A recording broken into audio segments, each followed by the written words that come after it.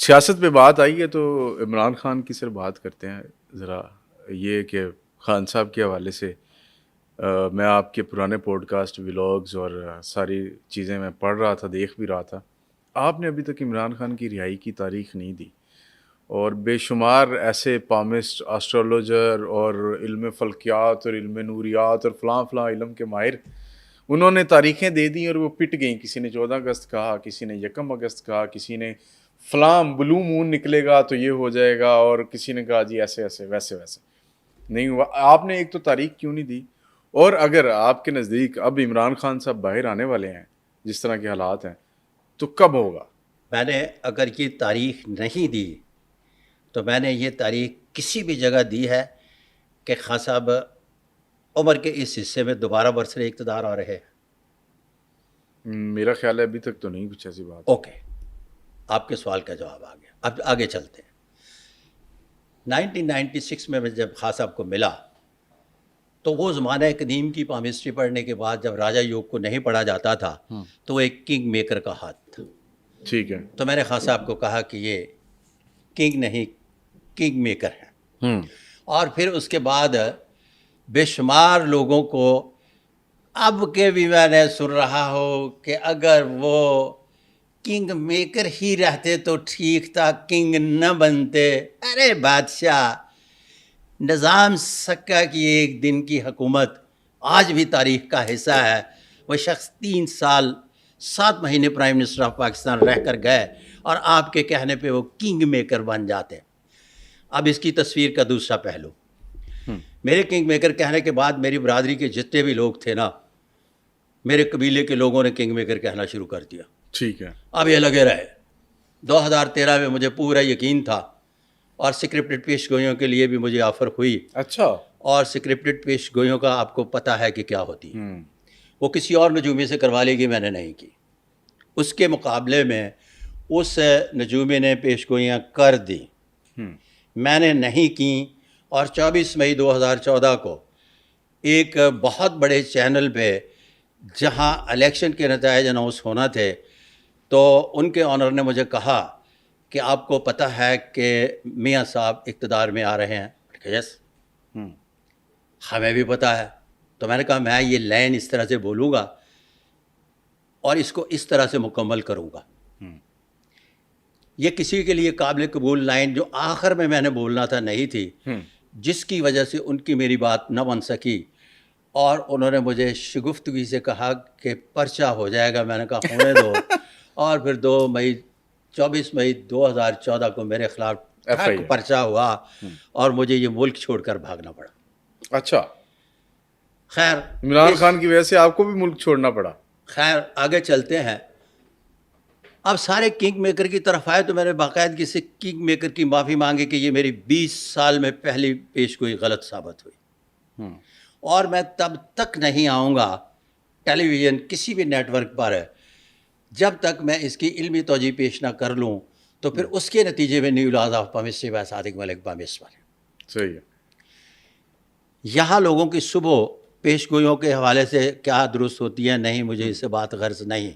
مجھے تو اپنے سے غرض ہے کہ میں نے اگر ایک غلط پیش گوئی کی تو اس غلط پیش گوئی کے نتیجے میں مجھے کیا کرنا ہے، میں نے اس کا پورا اپنی طرف سے حق ادا کر دیا. پھر اگلا سپیل آیا. صحیح ہے.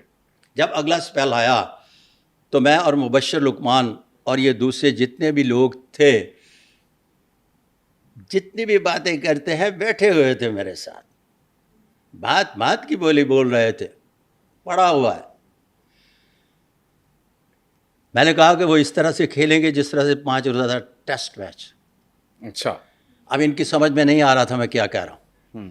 انہوں نے کہا کہ 2 باریاں لیں گے. کسی نے کہا 10 سال اس کا مطلب چلے گا. کسی نے نتیجہ اخذ کیا کہ یہ ہوگا وہ ہوگا. جب انہوں نے پہلا اپنا مکمل کر لیا تو پھر میں ٹیلی ویژن پر آیا اور کہا کہ انہوں نے اپنی بیٹنگ مکمل کر لیا، بالنگ کریں گے اور اپنے اوور مکمل اچھا ٹکا کے پھینکے لاسٹ بال تک. یس. پھر اس کے بعد میں آیا، میں نے کہا اب بالنگ بھی مکمل ہو چکی، اب یہ فیلڈنگ کریں گے. فیلڈنگ کے بعد اتنا نے اپنے اوورز پھینک لیے ہیں، فیلڈنگ اتنے عرصے تک جاری رہے گی. فیلڈنگ کے بعد پھر میں نے کہا کہ اب یہ بحیثیت 12واں کھلاڑی گراؤنڈ سے باہر ہوں. جی وہ میں ان نے سنا. نجومیوں پامسٹوں کی سمجھ میں نہیں آیا کہ کیا کہہ رہا ہوں. عام بندے کی بھی سمجھ میں آ رہا تھا کہ میں کیا کہہ رہا ہوں. اب بھی میں جس طرح سے پہلے پوچھا ہے کہ ارے بھائی میں یہ بار بار کہہ رہا ہوں کہ خان صاحب کے ہاتھ پر مقدر کی لکیر ابھی شکستہ ہے, اچھا بکھری ہوئی ہے, لہٰذا ابھی جیل سے باہر نہیں آ سکتے, ابھی اقتدار ان کا حصہ نہیں ہے. تو باقاعدگی سے کہہ رہا ہوں اگر میں ڈیٹ دینا شروع کر دوں تو یہ جو 13, 14, 18 ڈیٹوں کی بات کر رہے ہیں یہ سارے شروع ہو جائیں گے. ایک طریقہ کار تو اپنے علیحدہ راستہ بنانے کا بڑی مشکل سے تلاش کیا اور اس پر میں چل رہا ہوں. واللہ عالم بالصواب. تو آپ کہہ رہے ہیں کہ ان کے اس معاملے میں تاریخ دینا کوئی عقل مندی نہیں ہے؟ عقل مندی ہے ان کے نزدیک, لیکن کاپی رائٹ جو ہے نا چونکہ نہیں ہے, جس کی وجہ سے میں گریز کر رہا ہوں. لیکن آپ کو بات سمجھ میں آ رہی ہے نا جی جی. کہ میں کہہ رہا ہوں کہ مقدر کی لکیر ساتھ نہیں دے رہی, کہ کیا کہہ رہا ہوں. اگر میں کہہ رہا ہوں کہ مقدر کی لکیر ساتھ دے رہی ہے اچھا یہ تو پھر کہے نا مستقبل قریب میں یہ مقدر کی لکیر اگر ہم مائل سٹون سیٹ کریں کوئی بھی. اچھا آپ نے ہاتھ پڑھا ویسے ان کا؟ ہاں میرے پاس ان کے ہینڈ پرنٹ پڑے ہوئے ہیں. وہ پرانے والے ہیں کہ ابھی تازہ بھی کچھ ہے؟ 1996 ہینڈ پرنٹ ایک دفعہ لے لے تو لائف ٹائم کے لیے ہوتے ہیں. 32 راجہ یوگ 101 غیر معمولی علامات تمام کی تمام ایز اٹ از رہتے ہیں, یہ ختم نہیں ہوتی. لیکن وہ بڑھ بھی سکتی ہیں, بڑھ جاتی ہیں تھوڑی لکیریں کے آگے پیچھے تھوڑا سا تقدیر معلق کے حوالے سے ہوتا ہے, گدا گدا اور گھوڑا گھوڑا رہتا ہے. لیکن نشانات جو ہیں یہ رہتے ہیں. ان میں بھی اگر 19-20 کی تھوڑی سی کسی جگہ پہ شکست و ریخت آ جائے تو پھر بھی گدا گدا اور گھوڑا گھوڑا ہی رہتا ہے. صحیح ہے, صحیح. اچھا تو خان صاحب کی بات ہو رہی ہے تو ابھی خان صاحب کے ساتھ ایک اور شخص ہیں آج کل, بڑا ہاٹ فیوریٹ ٹاپک ہے صحافیوں کا بھی اور جنرل پبلک کا بھی. اچھا میرا خیال ہے کہ آپ کو پسند آئے گا وہ. ہاں ہاں فیض حمید. ہاں فیض حمید سے میری اچھا باقاعدگی سے ملاقات ہوئی. یہ گرفتاری سے پہلے 2018 میں ملاقات ہوئی. اس وقت تو بڑے پاورفل تھے وہ, اس وقت پورے جوبن پہ تھے. تو ان کے ہینڈ پرنٹ میرے پاس پڑے ہیں اور کچھ کہنے سے اس لیے گریز کر رہا ہوں کہ آج کل کچھ کہنا نامناسب ہے. تو بہت کچھ انہیں بتا دیا گیا تھا. جی اچھا کہ یہ ہو سکتا ہے. واللہ عالم بالصواب. تو ابھی آپ فیض حمید صاحب کے حوالے میں ڈسکس نہیں کروں گا اس لیے کہ وہ انڈر ٹرائل ہیں, تو اس لیے ڈسکس کرنا بنتا نہیں. خیر, آپ نے ہاتھ دیکھا, آپ نے ان کے ساتھ وقت بھی گزارا, آپ نے ان کے تاثرات بھی پڑھے ہوں گے, ان کی پرسنالٹی کا انالیسس بھی کیا ہوگا. وفاداری ہے ان کے ہاتھ میں؟ ایک ہی بات ہے, جب میں لفظ استعمال کروں گا تو بہت ساری چیزیں باہر آ جائیں گی. بالکل ڈسکس نہیں کرنا ہے اس لیے کہ وہ اپنا انڈر ٹرائل ہے. ٹھیک ہے, سمجھ گیا ہوں میں آپ کی بات, اور آپ بھی سمجھ سکتے ہیں وہ کیا کہنا چاہ رہے ہیں. خاموش لفظوں سے انہوں نے ہمیں بتایا کہ حالات ٹھیک ہیں.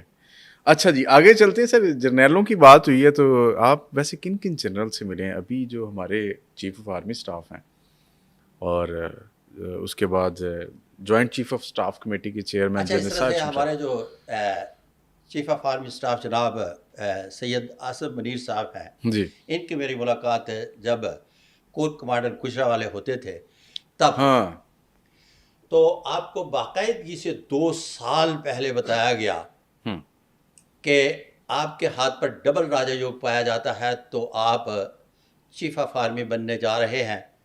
اس کا مطلب ہے کہ ابھی 1 سٹیپ پروموشن آپ کی پڑی ہے. اچھا. اور 3 اسٹار جنرل آپ ہیں جی, جبکہ میں انہیں جانتا نہیں تھا جہاں میری ملاقات کروائی گئی. اچھا کہ یہ فوجی ہیں اور جرنیل ہیں, اور یہ ان کو بتایا گیا ان کے ہاتھ دیکھ کر کے آپ آرمڈ فورسز سے متعلق ہیں. اچھا. اور اس عمر کے حصے میں 3 اسٹار جرنیل ہوں گے اور 4 اسٹار بننے جا رہے ہیں. تو انہوں نے 2 چیزیں فرمانے لگے. ایک تو میں تمام چیزوں سے اتفاق کرتا ہوں, اور دوسرا یہ ہے کہ میں 3 اسٹار جرنیل ہوں, کور کمانڈر گجرا والا ہوں, لیکن آپ کے 4 اسٹار سے اس لیے نہیں میں اتفاق کرتا کہ مجھے لگ نہیں رہا. نہیں, میری جو ڈیٹ آف برتھ ہے وہ جون جولائی میں ہے, اور آگے چل کر جب آتا ہے تو اس کے لیے 4-5 ماہ کا ٹوٹل پیریڈ بنتا تھا اس وقت. تو میں پہلے ریٹائرڈ ہو جاتا ہوں, تو لہٰذا یہ نہیں, ممکن نہیں. تو میں نے کہا جی میں اپنے راجہ یوگ کے ساتھ جاؤں گا, آپ کے احوالات کے ساتھ نہیں جاؤں گا.